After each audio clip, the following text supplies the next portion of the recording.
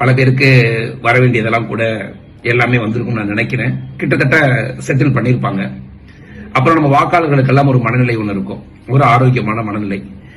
இவங்க நமக்கு கொடுத்துட்டாங்களே, அப்ப நம்ம இவங்களுக்கு தானே ஓட்டு போடணும், இவங்களுக்கு தான் நம்ம லாயலா இருக்கணும் அப்படிங்கிற சில எண்ணங்கள் இருக்கக்கூடிய அடிப்படையான மக்களுடைய மனநிலையை பயன்படுத்திக்கிட்டு தான் இந்த திராவிட முன்னேற்ற கழகம் ஒவ்வொரு முறையும் தமிழ்நாட்டில் இருக்கக்கூடிய மக்களை விலை கொடுத்து வாங்குவதன் மூலமாக நாம் மீண்டும் ஆட்சிக்கு வந்தலாம் நினைக்கிறாங்க.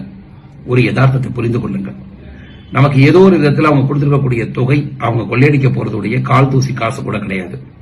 ஒவ்வொரு முறையும் தமிழ்நாடு மக்களை ஏமாற்றக்கூடிய திமுகவை இந்த முறை தமிழ்நாடு மக்களாகிய நாம் எல்லோரும் சேர்ந்து ஏமாற்றுவோம். இது ஒரு முயற்சியா நம்ம செய்வோம். இந்த முறை தேசிய ஜனநாயக கூட்டணியுடைய ஆட்சிக்கு நாம எல்லோரும் ஒத்துழைப்பு கொடுக்கலன்னா அடுத்து வரக்கூடிய 10-20 ஆண்டுகள் தமிழகத்தில் உங்க பிள்ளைங்களோட என் பிள்ளைங்களோட எதிர்காலங்கிறது மிக மோசமான நிலைமைக்கு தள்ளப்பட்டுரும். இந்த எதிர்காலத்தை முதல்ல புரிஞ்சுக்கணும். வெறும் கரப்ஷன் கட்ட பஞ்சாயத்து இருந்த திமுக இந்த கடந்த முறை ஆட்சியில கஞ்சா பாலியல் பலாத்காரம்னா அடுத்த எல்லைக்கு போயிருக்கு. இன்னொரு 5 ஆண்டு காலம் திமுக கையில் ஆட்சியை கொண்டு போய் நம்ம சேர்த்தோம்னா தமிழ்நாட்டில் பச்சை குழந்தைங்களுக்கு கூட, பெண் குழந்தைங்களை நம்மளால ஒரு பால்வாடி கூட பாதுகாப்போடு தான் கொண்டு போய் சேர்க்கக்கூடிய நிலைமையில இருக்கும். ஒவ்வொரு பெண் பிள்ளைகளை பெற்ற தந்தையும் தாயும் இதை யோசிங்க. ஒவ்வொரு தாய்மார்களும் யோசிங்க. அவங்களுடைய சட்டம் ஒழுங்கு கேவலமான ஒரு ஆட்சி.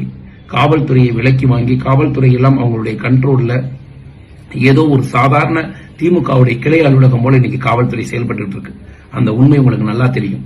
மக்களாகிய நாம் நம்முடைய வாக்குகளையும் நம்முடைய பலத்தையும் உணராம உதயசூரியனுக்கோ திமுகவுடைய கூட்டணி கட்சிக்கோ நம்ம ஓட்டு போட்டோம்னா ஆண்டவனே உயிரோடு வந்து மீண்டும் ஒரு முறை தமிழ்நாட்டை காப்பாற்றணும் முடிவெடுத்தா கூட காப்பாற்ற முடியாது. இது ஒரு புறம் இருக்கு. இரண்டாவது புறம் புதிதாக கட்சி துவங்கி இருக்கக்கூடிய நடிகர் விஜய் அவர்கள் பல இடங்கள்ல ரோட் ஷோ போறாரு. நிறைய மக்கள் நினைக்கிறாங்க ஒரு விரக்தியின் அடிப்படையில் நாம ஏன் விசிலுக்கு ஓட்டு போடக்கூடாதுன்னு. நிச்சயமா நீங்க எல்லாருமே அந்த மாதிரி ஒரு காலகட்டத்தில் ஒரு வயதுல இருந்த நபர் தான். ஆனா இது மாதிரியான இடைத்தரகர்கள் எதுக்காக வர்றாங்க, அந்த யதார்த்தத்தை நீங்க புரிஞ்சுக்கணும். இது மாதிரியான கட்சிகள் வருவதற்கான நோக்கமே திமுகவை மீண்டும் வெல்ல வைக்கணும். நீங்க எங்கேயாவது ஒரு இடத்துல போய் விசிலுக்கு ஓட்டு போடணும்னு நினைச்சீங்கன்னா அந்த ஓட்டு உதயசூரியனுக்கு போடக்கூடிய ஓட்டு தான். உலகநாயகன் கமலஹாசன் என்ன தமிழ்நாடு மக்களுக்கு துரோகம் செய்தாரோ அதே துரோகத்தை தான் இந்த விஜயும் இன்னொரு அடுத்த தேர்தலில் செய்ய போறாரு. அதனால இன்னைக்கு இருக்கக்கூடிய சூழ்நிலை தமிழகத்தை மீண்டும் முதலமைச்சராக எடப்பாடி வருவதன் மூலமாக ஒரு டபுள் இன்ஜின் சர்க்காரால மட்டும்தான் தமிழ்நாட்டை காப்பாற்ற முடியும். அந்த யதார்த்தத்தை புரிஞ்சுக்குங்க. எந்த காலமும் ஒரு காலமும் சிங்கிள் சர்க்காரால ஒண்ணுமே பண்ண முடியாது. ஏன்னா 24 மணி நேரமும் மத்திய அரசோட சண்டை போட்டுக்கிட்டு ஒரு மாநில அரசாங்கத்துடைய முதலமைச்சர் நான் யாருன்னு தெரியுமா, நான் எவ்வளவு பெரிய யாருன்னு தெரியுமான்னு சினிமாவில் வரக்கூடிய கோமாளிகள் போல் பேசிக் கொண்டிருக்கக்கூடிய முதல்வரை வைத்து தமிழகத்தை ஒரு கால அளவும் முன்னேற்ற முடியாது. தமிழ்நாடு மக்கள் ஒன்றே ஒன்று புரிந்து கொள்ளுங்கள். நீங்கள் எவ்வளவு விரும்பினாலும் விரும்பாவிட்டாலும் இன்னும் 25 ஆண்டுகளுக்கு நரேந்திர மோடி ஐயா தான் இந்த நாட்டின் பிரதமர். பாரதிய ஜனதா கட்சி மட்டும்தான் பிரதமராக இருக்க முடியும். அந்த அளவிற்கு வலிமையான மக்கள் சேவையில கடந்த 11 வருஷமாக மக்களுக்கான அடிப்படை விஷயங்களை நாங்க மாத்திருக்கிறோம். அங்கங்க நிற்கக்கூடிய தாமரை சின்னத்திற்கு நீங்க எல்லாரும் நரேந்திர மோடி ஐயாவுக்கு வாக்களிக்கிற மாதிரி உங்க வாக்குகள் அளிங்க. ரெட்டலையை ஜெயிக்க வைங்க. இந்த முறை விட்டாச்சுன்னா இன்னொரு முறை தமிழ்நாட்டை யாராலும் காப்பாற்ற முடியாது. ஒரு மத்திய அரசும் ஒரு மாநில அரசும் ஒருங்கிணைந்து நடக்கக்கூடிய ஒரு ஆட்சி தமிழகத்தில் நடக்கணும். அப்புறம் நம்மளுடைய சிறுபான்மை சகோதரர்கள், அப்பா உங்களை நினைக்கும் போது ரொம்ப பெருமையா இருக்குது. எங்களுக்கு என்ன கேடு செய்தாலும், எங்களுடைய மதத்தை பற்றி என்ன இழிவு செய்தாலும் நாங்கள் திமுகவுக்கு தான் வாக்களிப்போம். அதுல நாங்கள் ஒற்றுமையா இருப்போம். ஒவ்வொரு பள்ளிவாசல்களும் கிறிஸ்டின் இருக்கக்கூடிய தேவாலயங்களும் இன்னைக்கு நிறைய பிரச்சாரம் செஞ்சுக்கிட்டு வரீங்க. மக்களாகி நீங்கள் புரிந்து கொள்ளுங்கள். ஒவ்வொரு மத குருமார்களும் தங்களுடைய தேவைகளுக்காக திமுக வேண்டும் என்று நினைக்கிறார்களே தவிர ஒருபோதும் அடிப்படையான ஏழ்மையான ஒரு இஸ்லாமியனுக்கோ ஒரு ஏழ்மை நிலையில் இருக்கக்கூடிய கிறிஸ்தவனுக்கோ எந்த மத குருமார்களும் பணியாற்றுவது இல்லை என்ற உண்மையை புரிந்து கொள்ளுங்கள்.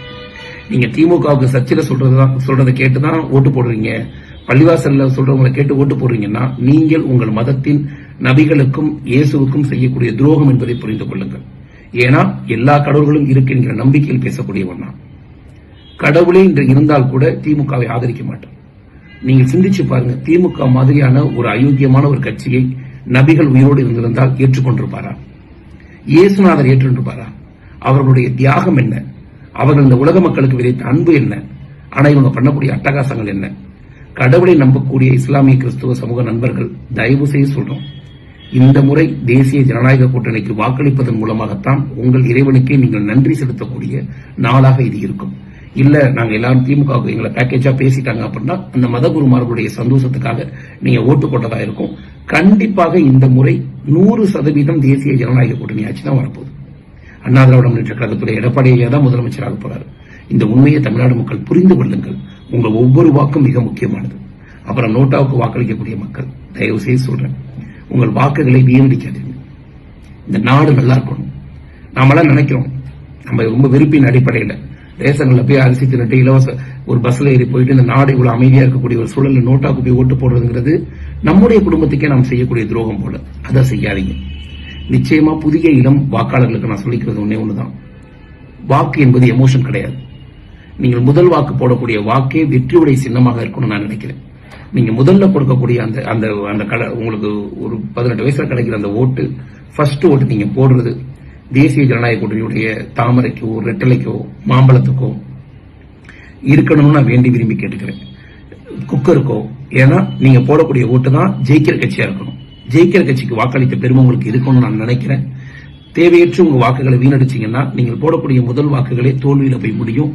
நிச்சயமா இன்னொரு 50 ஆண்டு காலத்திற்கு அது உங்களுக்கு மனசை ஹர்ட் பண்ணும்.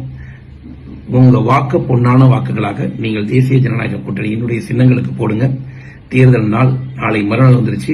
முதல்ல எல்லாரும் போட்டு போட்டுருங்க. யாரும் உங்க ஒரு 100% வாக்கு பதிவான தமிழகம் இது ஜனநாயக திருவிழா. இந்த திருவிழாவில் இருக்கக்கூடிய ஒவ்வொருவரும் கலந்து கொள்வோம். வெற்றியோடு தேசிய ஜனநாயக வெற்றி தினத்தில் எல்லோரும் சந்திக்கிறேன். நன்றி, வணக்கம். என்னுடைய மனமார்ந்த வாழ்த்துக்கள். முதல் முறை வாக்களிக்கக்கூடிய ஒவ்வொரு முதல் தலைமுறை வாக்காளர்களுக்கும் என்னுடைய மனமார்ந்த நன்றி.